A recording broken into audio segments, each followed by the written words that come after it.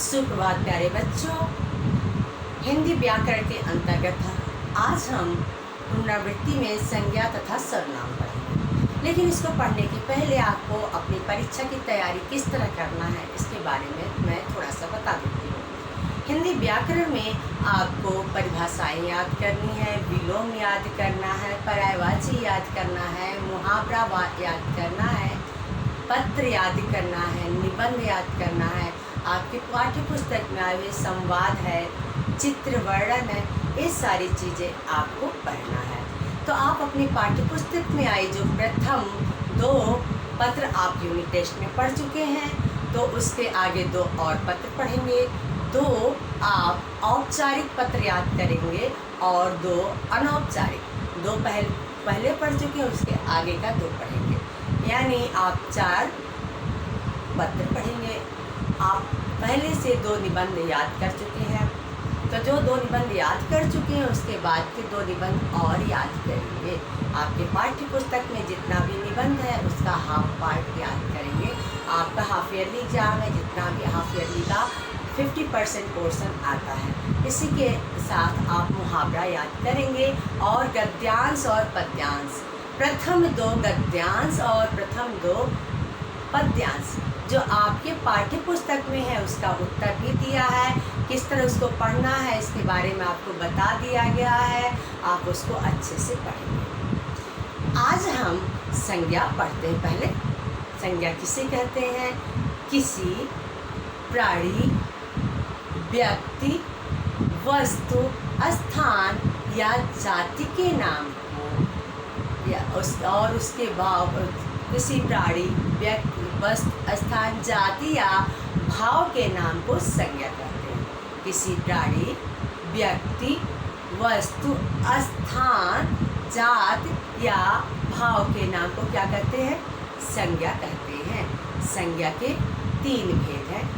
पहला व्यक्तिवाचक संज्ञा, दूसरा जातिवाचक संज्ञा और तीसरा भाववाचक संज्ञा। व्यक्तिवाचक संज्ञा के अंतर्गत किसी भी व्यक्ति के, किसी एक व्यक्ति की बात की जाती है। एक वस्तु, एक व्यक्ति की बात की जाती है, समूह की बात नहीं। किसी एक विशेष व्यक्ति या वस्तु की बात की जाती है, वह क्या होता है? व्यक्तिवाचक संज्ञा।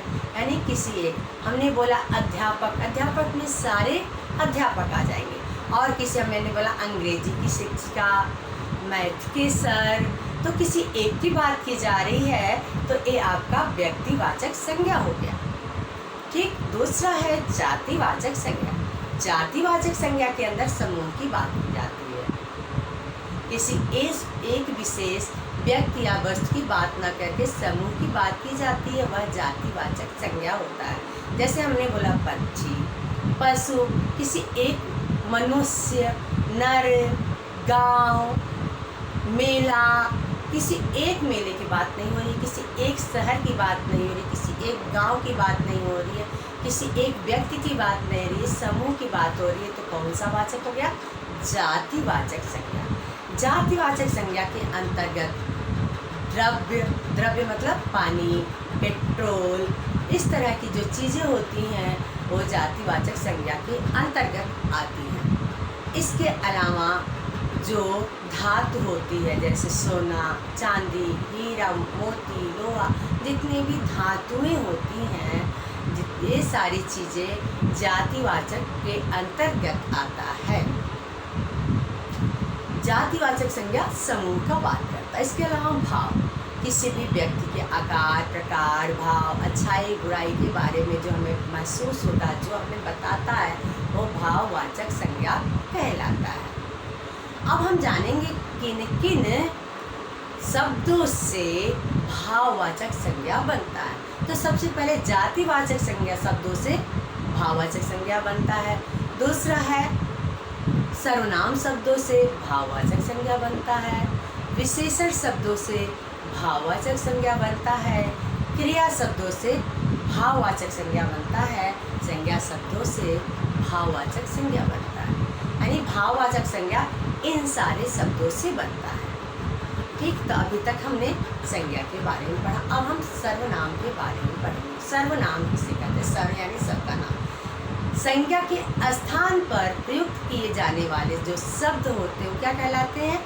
सर्वनाम कहलाते हैं। संज्ञा के स्थान पर प्रयुक्त किए जाने वाले शब्द सर्वनाम कहलाते हैं। सर्वनाम के 6 भेद होते हैं। पुरुषवाचक सर्वनाम, निश्चयवाचक सर्वनाम, अनिश्चयवाचक सर्वनाम, संबंधवाचक सर्वनाम और कौन सा सर्वनाम होता है? प्रश्नवाचक सर्वनाम, संबंधवाचक सर्वनाम और निजवाचक सर्वनाम। सबसे पहले पुरुषवाचक सर्वनाम। पुरुषवाचक सर्वनाम के 3 भेद होते हैं। उत्तम पुरुष सर्वनाम, मध्यम पुरुष सर्वनाम, निम्न पुरुष सर्वनाम। हम जो श्रोता होता है, जो बोलता है, जैसे मैं बोल रही हूँ तो मैं उत्तम पुरुष सर्वनाम हो गया। आप सुन रहे हो, आप मुझे सुन रहे हो तो आप मध्यम पुरुष सर्वनाम हो गया। और जिसके बारे में हम बात करते हैं वो अन्य पुरुष सर्वनाम हो जाता है। श्रोता, वक्ता, श्रोता वक्ता जो बोलता है मध्यम उत्तम पुरुष, जो सुनता है मध्यम पुरुष, और जिसके बारे में हम बात करते हैं अन्य पुरुष सर्वनाम कहलाता है। इसके बाद निश्चयवाचक सर्वनाम, जिस विषय वस्तु के बारे में निश्चितता होती है, जैसे मैं यहाँ खड़ी हूँ, निश्चित है कि मैं खड़ी हूँ। आप मुझे सुन रहे हो, आप पर निश्चित है कि आप मुझे सुन रहे हो। ये जो मैं है और आप है, निश्चयवाचक सर्वनाम हो गया।